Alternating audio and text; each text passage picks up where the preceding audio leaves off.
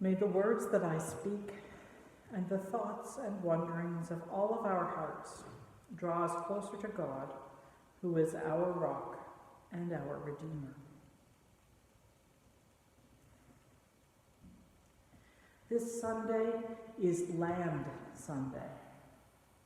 We even have a sample of soil at the front of the church to remind us that we are creatures of the earth. The earth bears witness to all that we do. The earth is present with us throughout our lives. And in the end, once we've taken our last breath, the earth again welcomes us home. This is Land Sunday. And some of us have closer relationships and have a greater sense of connection to the land than others. But the reality is that the land brings forth the food we eat, and the land brings forth the food that the animals eat, that we in turn eat. We are deeply connected to the land. As have humans been for a very long time. There's been deep grief felt in parts of our planet because there was a sacred space, some stone shelters that have been holy ground for 42, not 42 years. Although a sacred place, it's been a sacred place for 42 years, would hold a lot of sacred memory. Not for 420 years, like an ancient church in Quebec City or something. Not for 4,200 years. Taking us back to the time of Moses, to a place that had been sacred for that long, but 42,000 years. Stone shelters had been sacred ground to the Aboriginal people of Australia, and they were destroyed. A few people lost their jobs over it, and there will be some changes. But the land holds sacred memory. And we know that. We know when we find teepee rings on our land that this land is holy and sacred and has been for a long time. How we behave on and with the land matters. The choices we make matter. See, there is a lot of grace from the land, and it teaches us a lot about God. The land, it heals, it reforms. Given the time and the space to do so, new life comes back again after the disaster.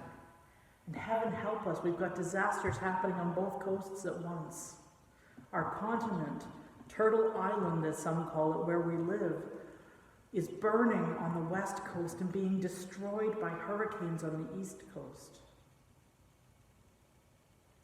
Some of this may be a result of choices that humans have made. Some of it could have been prevented if people had made different choices. But the consequence is real. The earth will reform and will heal, but not without there being pain and brokenness. Not without people suffering who are not the ones who made the choices. That's part of the hard reality of our world, is I'm sure at some point in your life you have suffered because somebody else made a bad choice. made an inconsiderate choice.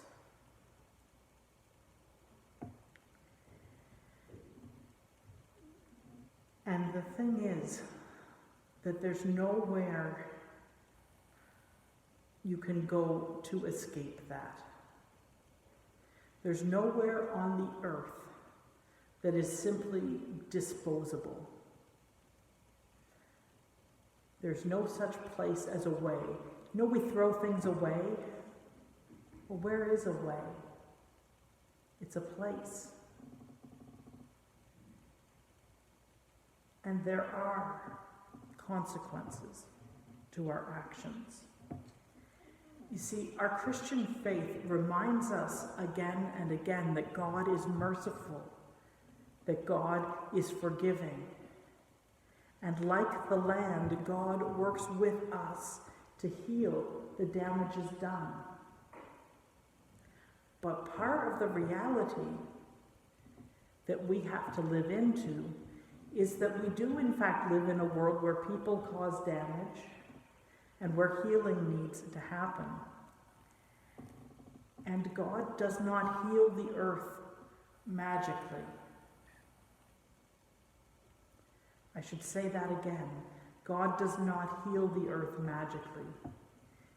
It heals over time with love, with space, with clean water and air. The things that we all need, but may not necessarily always have.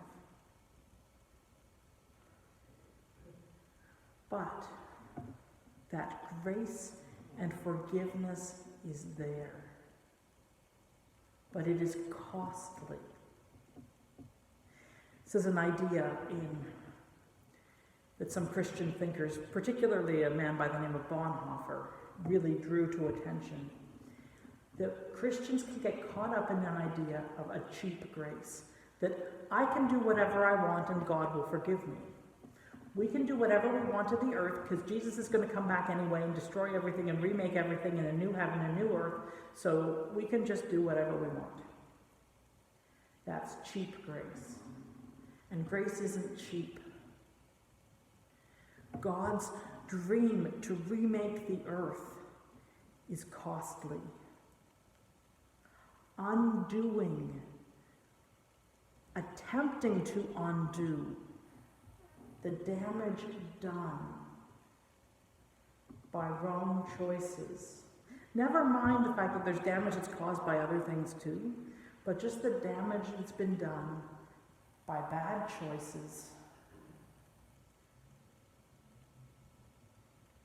It exacts a toll. When you choose to forgive somebody,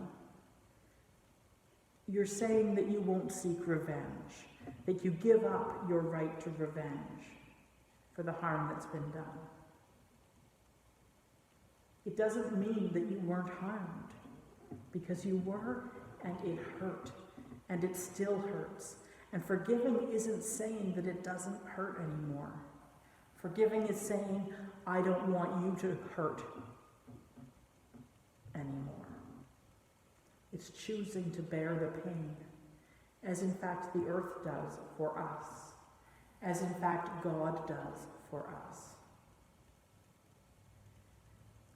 In the story of our faith, the story in the Bible of the first people, and stories of first people don't so much tell us this is what happened if you could go back in time and see what happened at the early days. Stories about the early days tell us who we are. They explain why things are the way they are in a story sense. And to the ancients, it seemed that humans having access to the knowledge of good and evil seemed to be the source of so much destruction. And that is part of the evil that Jesus undoes.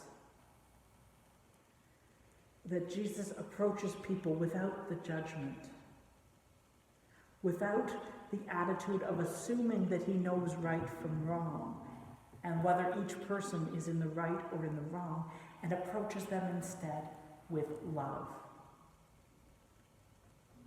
And it takes away that constant judgment that ties back to the story of Adam and the story of Cain and Abel. That is who we are called to be: graceful, loving, forgiving, and renewing. May God be with us as we learn from the Lamb to be a people of Christ. Thanks be to God. Amen.